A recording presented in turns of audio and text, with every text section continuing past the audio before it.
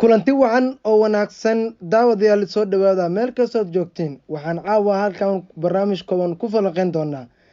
waxaa xaalad degdega laga soo tabinayaa dhankaasi eliterio safarka uu ku aaday madaxweynaha dalka Soomaaliya Xasan Sheekh Maxamuud oo ku tagay dalkaas booqasho uu kula galay dhigiisa madaxweynaha dalka Eliteria ayaa wafdiga uu hogaaminayo madaxweynaha la socdo agaasimaha hay'adda NISA Mahad Salaad oo isagana sidoo kale talaabooyin xasaasi ah ku qaaday ama ku sameeyay wafdiga uu madaxweynaha la socdo arintaas iyo arimo kale oo faahfaahsan ayaan caawinta ku faahfaahin doonaa waxaa hadal hayn weyn ka yeelatay ama uu ku noqday adduunka dhan nin Soomaali ah oo loo magacaabay xil cusub xil uu horey u hayo xildhibaan ahayd oo lagu daray xil kale wadankaas Finland oo waxaa loo magacaabay Soomaaliga ugu horeeyay ee xildhibaan ka noqdo Finland oo xil sare loo magacaabay arrimahaas iyo arrimo kale ayaan inta ku faahfaahin doona waxa la faahfaahin doona Goni marka hore soo dhawow waxaa madaxweyne Xasan Sheekh Maxamuud uu ku aaday dalka Eliteria booqasho dhigiisa uu ku booqday waxaana la filayay madaxweynaha inuu qaabka safarka u aaday yahay inuu ciidamadii ku maqnaa in muddaha dalkaas uu rabay in uu xagtooda ama uu soo ogaado waxaana hadda xogag soo baxay sheegeen in madaxweynihii uu galabta safarkiisa booqasho uu ku tagay ciidanka ugu tagay muuqaalo ugu horeeyay ayaa laga helay askartii loo qaaday Eliteria iyo Xasan Sheekh oo isagana kula jiro askarta sawiraan arintaas ayaa arin xasaasi noqotay Mahad Salaad waxa kula weheliyo safarka madaxweynaha ku weheliya Mahad Salaad oo ah agaasimaha hay'adda NISA isagana sidoo kale sirdoonka qaranka waayay wuxuu meesha soo raadiyay waa sir guud inuu ka soo helo ciidanka iyo qaabka loo geeyay ciidanka tiradiisa sababta mar hadduu uu sirdoonka qaranka u socdo waxa meeshaas laga filanaya arrimo kala duwan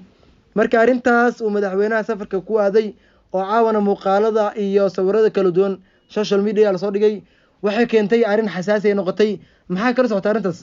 horta yaxay waa maasantahay horta haddaan u kurgalno labada nin Xasan Sheekh Maxamuud iyo Mahad Salaad laba ujeedo kala duwan ay u socdaan wayna isla socdaan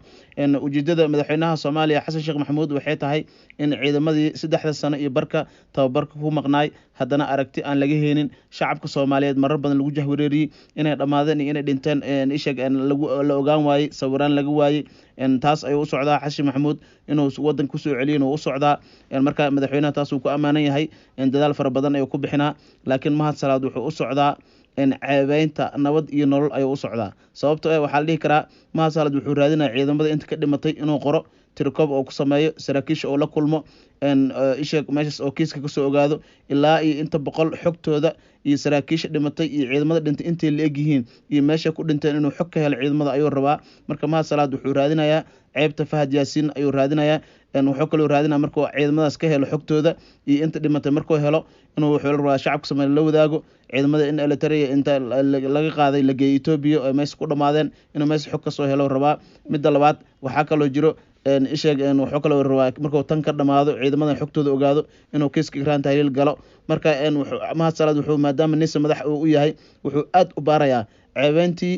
iyo qaladaadkii oo ka dhacay ninka Fahad Yaasiin Xaaji Daahir oo lagu sheegi jiray milkiilaha dawladda nabad iyo nolol marka ujeedadoodu way kala duwan tahay madaxweyne Xasan Maxamuud wuxuu u socdaa meel sax ah ciidamadii inuu soo celiyo xaaladooda u kurgalo tababarka ay qaateen sida uu wanaagsan yahay wuxuu kaloo madaxweynaha Soomaaliya la soo tusay meelo oo warshado fara badan meelaha warshadaha caanaha soo saaro warshado korontada laga dhaliyo meelo fara badan wuxuu la geeyay oo dalxiis loo geeyay marka asagoo boondooyinka iyo meelaha biyaha dhexdooda jooga ayaan arkaynay marka yaxyo labadaas nin laba ujeedo kala duwan ay u socdaan madaxweynaha safarka ugu koowaad wuxuu ku aaday dalka Imaaraadka safarka labaad wuxuu ku aaday Turki safarka saddexaad oo ah Eliteria intaas uu la socday Mahad Salaad ma la isdhihi karaa Mahad Salaad xogta uu raadinayo inay ka weyn tahay xogta Iran Tahliil iyo askarta horta Mahad Salaad wuxuu madaxweynaha u daba taagan yahay Mahad Salaad horta madaxweyne Xasan Sheekh Maxamuud Mahad Salaad markuu ka dhigay taliyaha NISA uu ku qaldamay sababtoo Mahad Salaad ma ahin nin oo ishaq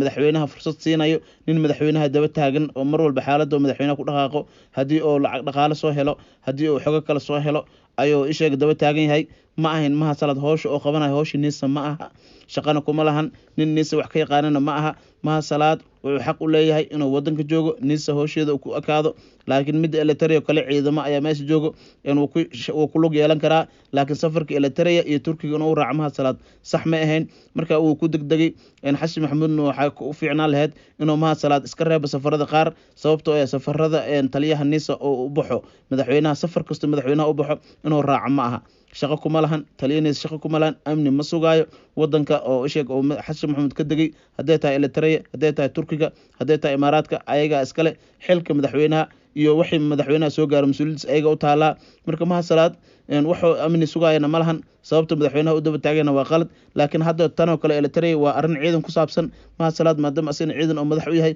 wuu tagi karaa, laakiin safarada kale oo faraha badan madaxweynaha inuu raaco waa qalad. Yaxya, waxaa sidoo kale haddana soo gaaray nin Soomaaliga ugu horeeyey ee xildhibaan ka noqda Finland oo xil cusub loo magacaabay. arrintaas maxaa kala socotaa? walaa horta ninkan Soomaaliga waa ninkii ugu horeeyay oo Finland xildhibaan ka noqdo oo Soomaaliyeed. marka xildhibaan ayaa laga dhigay, asagoo xildhibaan laga dhigay oo haddana la leeyahay ninkan waa ninkii ugu horeeyay xildhibaan ka noqday Finland oo Soomaaliyeed, oo shacabka Soomaaliyeed ay ku faanayeen Finland degan iyo wadamada Yurub aad ay ugu faanayeen inuu ninkaas oo noqday isheeg xildhibaan. hadda waxaa loogu sii daray u qaybsamaha ama dhexdhexaadiyaha geeska Afrika Finland u qaybsan ayaa loo magacaabay. marka xil sare oo labaad ayaa loo magacaabay asagoo xildhibaan ah, haddana wuxuu noqonayaa u qaybsamaha dhexdhexaadiyaha Afrika iyo wadamada isheeg Yurubta, khaasatan Finland. marka xil weyn ayuu helay ninkaas. Soomaalida hadda waxaa u malaysaa qurbaha markay joogaan inay xilal fara badan helayaan, mar ka dambeyso xaaladooda way sii casiroobaysaa. rag fara badan ay xubno ku yeesheen. Mareykanka oo kale waa la soconaa, Ilhaan Cumar ayaa xildhibaan ka ah, weliba xildhibaan awood leh waaye. wadamadan kale oo Yurubta ayagana rag fara badan jiro, rag booliis oo Mareykanka iyo Yurubta ka jiro. marka waxaa u malaysaa Soomaalida inay xoogaa sare usoo kaceen xagga fahanka, xagga waxbarashada, xagga aqoonta, xagga ciidanka, waxyaaba badan inay aad u dadaalayaan. haddana xildhibaannimo way kasii tageen, xilal kale waaweyn ayaa loo sii magacaabay. Yaxya, maxaa sababay Soomaalida meel kastoo ay tagaan in ay xilalka dadka dalka u dhashay ama dalalka u dhashay ay heli waayaan? Soomaalida maxaa sababay arrintaas? horta Yaxya waa mahadsan tahay. Soomaalida waa dad firfircoon, dhaqaaq badan. waxaa lagu sheegaa inay meesha walba ay tagaan, haddii xataa hadda Turkiga oo kaleeto ganacsiga hore ka sameeyeen. marka dowladda Turkiga ganacsigaas way dhibsatay. dad aad u firfircoon oo isla markiiba asagoo 2 isbuuc jooga waxaa laga yaabaa inuu meelaha intuu indhendheeyo ganacsi uu ka sameeyo. marka Soomaalida ganacsiga, xagga galgalka siyaasadda, dowladnimada, waxaasoo dhan way ku dheereeyaan inay xil qabtaan siday ku heli lahaayeen, way ku dadaalayaan. marka waa aad iyo aad ay shacabka Soomaaliya ugu dadaalaan. labada mid oo lagu ammaano waaye inay horta qaab siyaasadda ay ku galaan inay raadiyaan, oo midda koowaad ah. midda labaad inay ganacsi ka sameeyaan. wadamada waa aragtay wadamada qurbaha ay joogaan oo kale Afrika oo kale, haddaad tagtid Uganda, haddaad tagtid Kenya, haddaad tagtid isheeg South Africa, Mozambique, Zimbabwe, Malawi, meel kasto, Angola tag, adiga Soomaalida ganacsi ku wada leeyihiin. haddana saas ay tahay waxaa arkaysaa rag sarsare oo Soomaali ah oo ama jaalida madax u ah ama dowladda ku xiran ama xilal hayo ama isheeg xildhibaane ah. marka Soomaalida meel walba ay joogto waxaa waaye mar walba waxay isku dayaan inay dhaqaaq sameeyaan. ganacsiga iyo qaabka siyaasadda labadaba way ku firfircoon yahay. sababtaas ayaa u keentay inay Soomaalida wadamo badan oo kamid ah adduunka inay wax ka noqdaan ama madax ay ka noqdaan. haddii aan Soomaali nahnay, firfircoonkaas wadamada shisheeye aan ku leenahay, maxaan wadankanaga wax ugu qabsan waan? walaa horta Soomaalida wadanka markii ay joogaan wadamada kale markay joogaan waxaa waaye kiis oo musuqmaasuqa lama sameyn karo. laakiin wadankeena waxaa ragaadiyay musuqmaasuqa. haddii xataa madaxweynaha uu fiican yahay, dadka oo shaqeynaya ama musuqmaasuq ku badan. marka shacabka Soomaaliyeed waa dad aad u dadaal badan, laakiin ninka xil loo dhiibo hadduu asagoo fiican xilka loo dhiibo, xataa markii xilka loo dhiibo ayuu isbedelayaa. marka Soomaalida waxaa u fiicnaan lahayd qaabka wadamada qurbaha ay uga shaqeystaan inay halkan uga shaqeystaan. marka inay dadaal fiican sameeyaan, Soomaaliyana ay horumariyaan, dhaqaalahoodana ay xifdiyaan. wadankani sidoo ku kobci lahaa isheeg intaa wadan kale hore u qaadi lahayd, inaa wadankaada kor u qaada ayaa fiican. shacabka Soomaaliyeed waxaan leeyahay guul iyo gobonimo, ka shaqeeya dowladnimadiina, ka shaqeeya wanaagiina. waxaan leeyahay teeda kale Maxamed Cabdullaahi Farmaajo ninka la yiraahdo Xasan Sheekh Maxamuud waan ka codsanaa inuu raaligelin siiyo, sababtoo waxaa waaye ciidamadii oo dhaha waa ma jiraan iyo waa dhammaadeen uu dhahayay, waa la soo helay, wixii dhintay way dhinteen, laakiin ciidamadii way nool yihiin. marka Maxamed Cabdullaahi Farmaajo iyo Xasan Cali Kheyre oo ciidamada meeshaas geeyey waxay mudan yihiin ammaan, iyo Fahad Yaasiin Xaaji Daahir ninka la yiraahdo Xasan Maxamuud waxaan ka codsanaa inuu raggaas raaligelin siiyo, maadaama marar fara badan oo dembi iyo kheyla uu ku sheegay oona ku dambaabay. daawadayaal waa mahadsantihiin meel kastood joogtiin. intaan barnaamij lamid ah ku kulmi doono, sidaas iyo nabadgelyo.